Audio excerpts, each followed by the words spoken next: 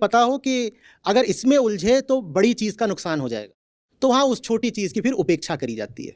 इसीलिए अध्यात्म में उपेक्षा को भी एक बड़ी बात माना गया है। उपेक्षा करना सीखना होता है, लेकिन उपेक्षा के साथ एक शर्त जुड़ी हुई है, जो छोटा है सिर्फ उसी की उपेक्षा की जा सकती है।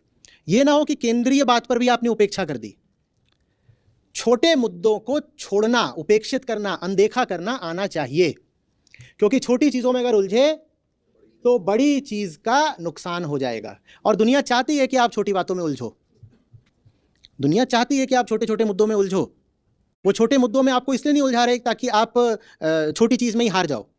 छोटी चीज़ में आप जीत भी गए तो भी आप बड़ी चीज़ में तो हार गए ना, इसलिए छोटी चीज़ में नहीं उलझना चाहिए। लेकिन ये जो सारी बात कह रहा हूं, ये लाभप्रद तब होगी जब पहले पता हो कि क्या छोटा क्या बड़ा है। आप समझ रहे हो? नहीं तो होगा ये कि सहनशीलता के नाम पे आप किसी बहुत बड़ी और केंद्रीय चीज पर ही समझौता, कॉम्प्रोमाइज कर लोगे। वहां नहीं करना है, वहां तो भिड़ जाना है। ये बहुत स्पष्ट होना चाहिए कि कहां भिड़ जाना है और कहां पीछे हट जाना है।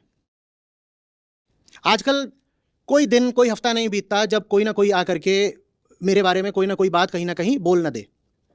ठीक है, कल वैसे ही एक बात आप भी उठा रहे थे। वो चाहते ही यही है कि मैं उलझूं, और मैं नहीं उलझूंगा। मैं उनको बहुत बड़ी जगह चोट दे रहा हूं और मैं वहां चोट देना जारी रखूंगा। छोटी जगह पे अगर मैं उनसे उलझ गया तो वो छोटी लड़ाई तो मैं जीत लूंगा बड़े आराम से। कुचल देना उनको मेरे लिए कोई बहुत मुश्किल काम नहीं है। झूठ को कुचलने में कितनी देर लगती है। लेकिन उस कुचलने वगैरह के खेल में जो मेरी ऊर्जा लग जाएगी और जो मेरा ध्यान भटकेगा, उसके कारण कहीं मैं बड़ी लड़ाई ना हार जाऊं। और वो बड़ी लड़ाई बहुत महत्वपूर्ण, बहुत संवेदनशील है। मैं अपना ध्यान उस पर से नहीं हटाना चाहता। नहीं तो ये छोटी छोटी चीज़ों पे मैं जवाब देते फिरने लग गया अगर, तो फिर तो बड़ी दिक्कत हो जाएगी ना। तो इनकी उपेक्षा करी जाती है। लेकिन कोई दिन अगर ऐसा आया कि कोई नौबत खड़ी हो गई जहां केंद्रीय जो मैं काम कर रहा हूं उस पर ही घात हो रहा है, तब जवाब जरूर दूंगा। अभी मेरी केंद्रीय चीज पर कोई घात करने की अभी स्थिति बनी नहीं है, तो मैं क्यों जवाब दूं? जब युवा था तो उस समय पर आइन रैंड से परिचय हुआ था।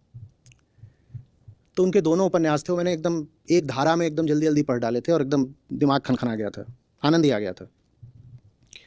और टीनेज ही थी तब भी। तो दोनों क्या, उनका तीनों चारों, वी द लिविंग भी।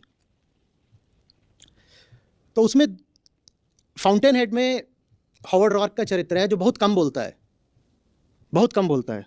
वो आप नहीं पाएंगे वो बहुत लंबी चौड़ी बातें कर रहा है, एकदम कर्ट, जरा सा बोला आगे बढ़ा। उसको जब बोला भी जाता है कि कुछ बोलो तो भी वो नहीं बोलता, वो अपना काम करता है। उसका काम क्या है? वो कुछ बना रहा है, कुछ खड़ा कर रहा है और अपने हिसाब से खड़ा कर रहा है, बहुत जान लगा के खड़ा कर रहा है। उसको इश्क है अपने काम से। वो कोई जवाब ही नहीं देता। उसको एक टूही नाम का चरित्र मिलता है, वो पूछता भी है what do you think of me. और ये जो टूही है इसने अपनी ओर से रॉर्क का बड़ा नुकसान कर रखा होता है। उसके बारे में अखबार में उल्टा पुल्टा छपवा रखा होता है, हर तरीके से उसको बदनाम करने की चेष्टा कर रखी होती है टूही ने। तो लेकिन टूही एक दिन उसको मिलता है और उसको पता है कि मैंने इसका बड़ा नुकसान कर रखा है, तो ये कहीं मेरे बारे में जहर से भरा हुआ होगा। टूही की ऐसी उम्मीद होती है। तो टूही उससे पूछता है what do you think of me. तो रॉर्क बोलता है I don't think of you. बस यही जवाब है मेरा, I don't think of you. तुम हो कौन? तुम्हारे लिए मैं बड़ी चीज़ हूं इसलिए तुम दिन रात मुझे बदनाम करते हो। मेरे लिए मेरा काम बड़ी चीज़ है, मैं तुम्हारे बारे में सोचता नहीं। Who are you? हटो सामने से, तुम्हें जानता ही नहीं, तुम कौन हो। लेकिन यही रॉर्क जब इसको अदालत में घसीट के ले जाते हैं तो ये एक स्पीच देता है, और वो स्पीच कम से कम 20 पन्ने की है।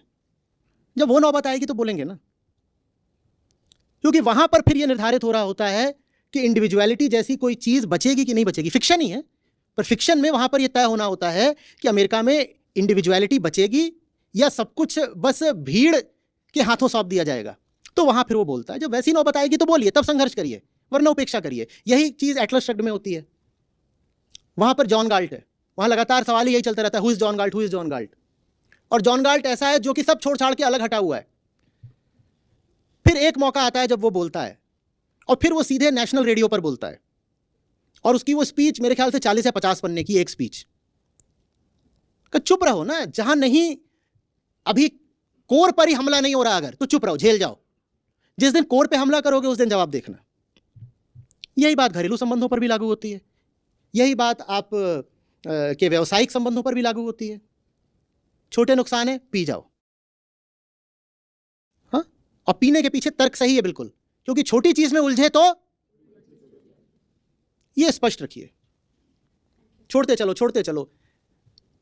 श्री कृष्ण का याद है ना, शिशुपाल कितनी गालियां खा गए थे, वो गालियां दिए जा रहा है ये अपना ठीक है, बस जब 80-90 हो रहा था तो उसको बोलने लगे बेटा सावधान, थ्रेशोल्ड की तरफ पहुंच रहे हो तुम।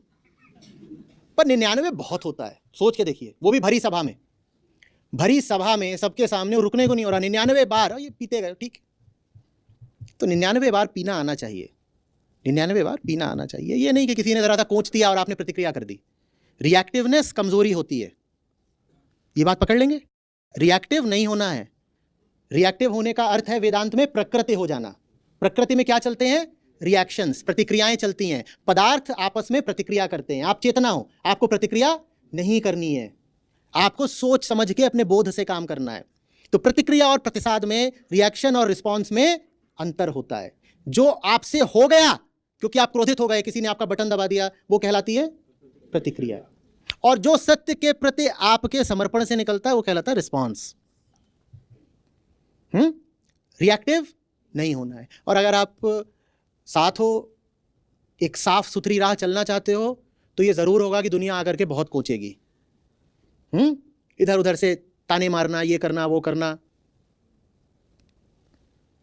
बोलेंगे, जवाब भी देंगे, जरूरत पड़ेगी तो शस्त्र भी उठाएंगे।